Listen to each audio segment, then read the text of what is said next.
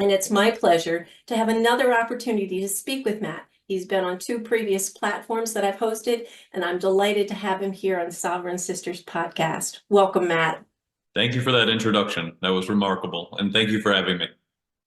Well, Matt, you were the one years ago, I can't remember, maybe 2 or 3 years ago, that spurred my interest in electroculture. And it just went off from there. I couldn't get enough of what you had to say. You were finding things that I hadn't even thought about.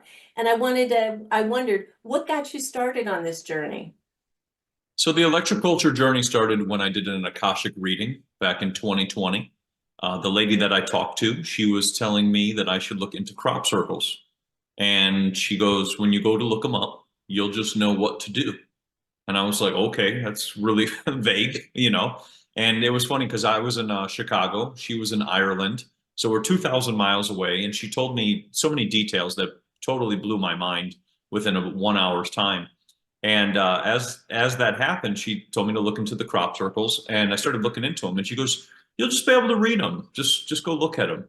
And I was like, "Oh, okay." So I just went onto Google and I started looking at them, and I started seeing like eclipses. I started seeing like different designs, like sacred geometry. I started thinking of them as like energy points. I started thinking of them as different designs, like showing us blueprints, and communicating with us as a language. Because I realized that, they show these videos of where these orbs create these crop circles all the time. And it's really interesting because it made me start to think that Mother Earth is communicating with us and showing us these cymatics, which, we're like, what are these things and what do they do?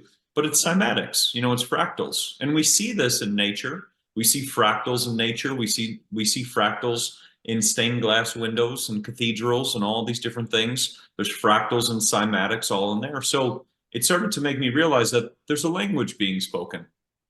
And as I was learning and looking through this, I discovered the work of Mary Hardy and her books Pyramid Power and all of the things she did with pyramids. Then I started getting into Victor Schauberger, Justin Christo Flo, George Lakhovsky, all these people who were studying energy.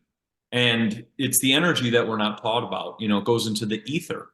And it started to make me realize that we have missed this whole side, of the ether and the spirit and the fifth element.